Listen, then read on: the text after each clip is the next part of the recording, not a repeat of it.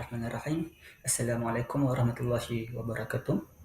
Nama diberi Muhammad Akmal Syahmi bin Zulkifli. Nombor kad matrik A4848 dari kumpulan hafazan yang kedua yang digerui oleh Ustazah Hana Fatini. Okey. Tajuk hari ini yang saya akan bentangkan adalah larangan mengubah ciptaan Allah. Baiklah. Seterusnya saya akan bergerak kepada pendahuluan. Okey. Pendahuluan. Okey. Pertama sekali, saya akan mengatakan apa? Larangan mengubah ciptaan Allah ini ialah tindakan yang dilarang. Kenapa? Tindakan ini difahami sebagai tindakan yang melanggar kehendak Allah dan melanggar syariat Allah SWT. Okey, persoalan di sini, apakah antara tindakan-tindakan yang mengubah ciptaan Allah? Pertama sekali adalah seperti pembedahan kosmetik, manipulasi jen yang melanggar hukum syariat seperti genetik sesama jantina. Kenapa? Kerana tindakan ini difahami dianggap sebagai melanggar fitrah dalam hukum syariat. Okey. Seterusnya, manusia juga sememangnya diciptakan dalam keadaan fitrah dan suci. Namun begitu, walaupun larangan ciptaan Allah ni sebenarnya langgar hukum syariat, tapi kalau dia bertujuan untuk kebaikan, dibenarkan. Sebagai contohnya apa? Sebagai contohnya macam kita ni, macam seorang tu dia aksiden, kaki dia patah, macam masuk batu kan. Lepas tu dia kena alami pembedahan. Lepas tu dia didapati dia kena masukkan besi dalam kaki dia untuk bagikan dia boleh berdiri. Maksud dia situ, dia bolehlah berbesi tu walaupun dia mengubah ciptaan Allah, tapi sebenarnya untuk kebaikan. Bukannya untuk keburukan. Dia tak boleh keburukan macam dia nak ubah jantina dia, nak ubah genetik dalam badan dia ni untuk tarik perhatian orang, gitulah. Itu tak boleh lah, dilarang daripada hukum syariat. Okey, seterusnya saya akan menganggarkan berkaitan ayat Al-Quran surah An-Nisa ayat 119. Baiklah, bismillahirrahmanirrahim. Saya akan bacakan ayat dia. A'udzu billahi minasyaitonir rajim.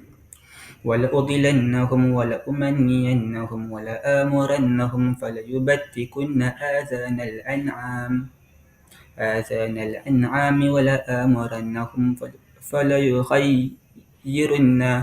فَلَيُغَيِّرُنَّ خَلْقَ اللَّهِ وَمَنْ يَتَّخِذِ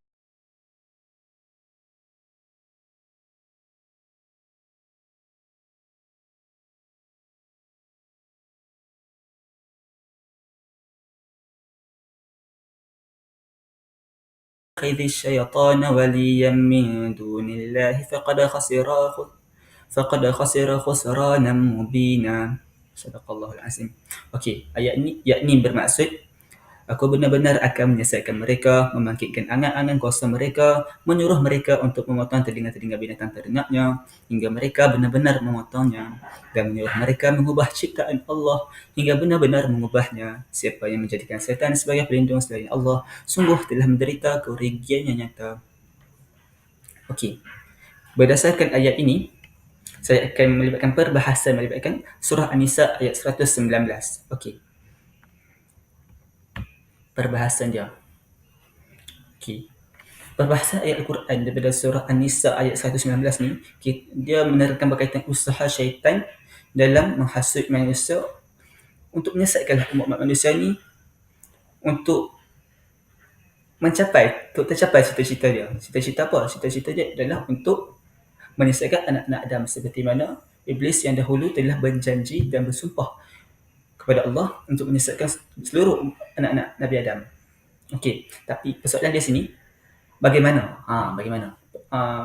Syaitan ini dia akan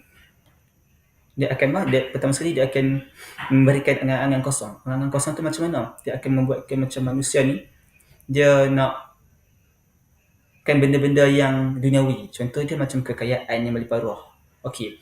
Syaitan ni dia akan bisikkan kepada manusia ni untuk dapatkan kekayaan tu.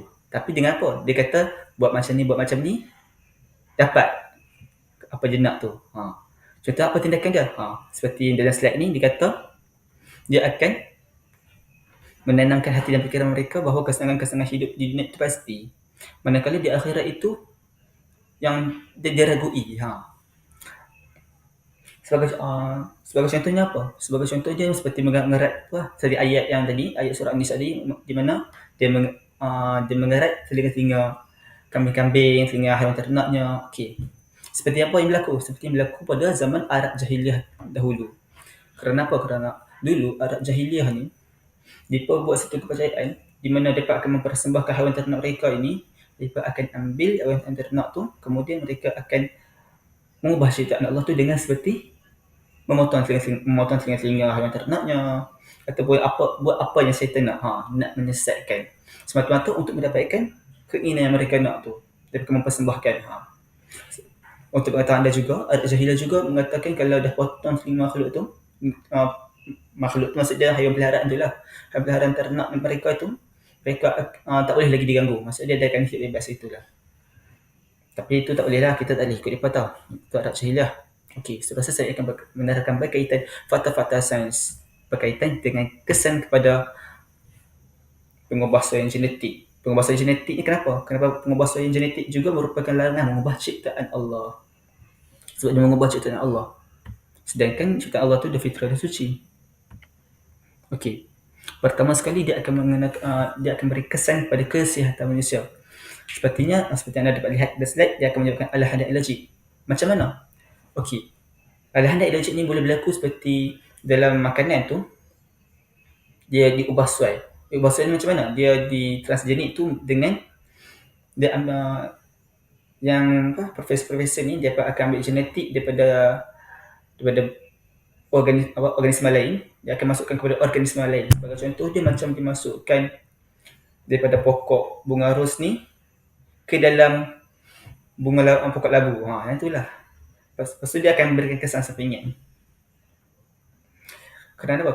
Dia kesan dia menyebabkan alahan alergik itu sebab mungkin kandungan genetik yang dipindahkan ke dalam makanan tersebut merupakan kandungan yang tak boleh dimakan oleh pemakan makanan tersebut. Contohnya macam orang tu tak makan kacang, tapi makanan GMO tu dia ada kandungan genetik ke kacang.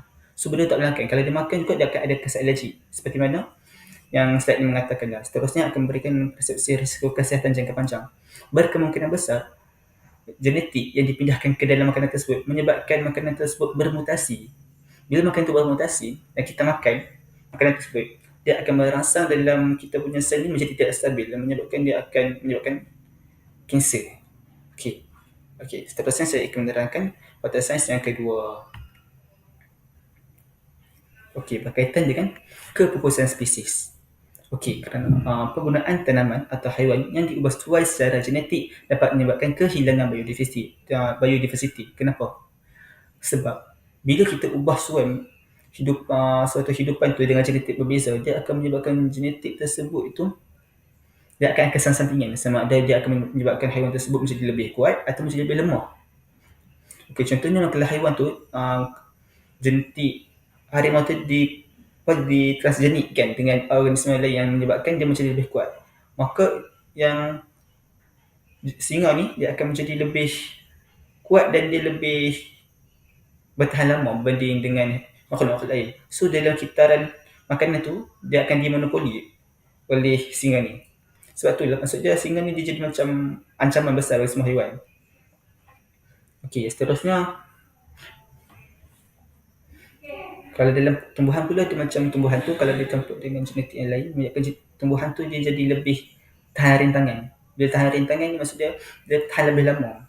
Di mana sama jugalah macam singa tadi, dia akan memonopoli dalam biodiversity tu, menyebabkan biodiversity tu tak seimbang.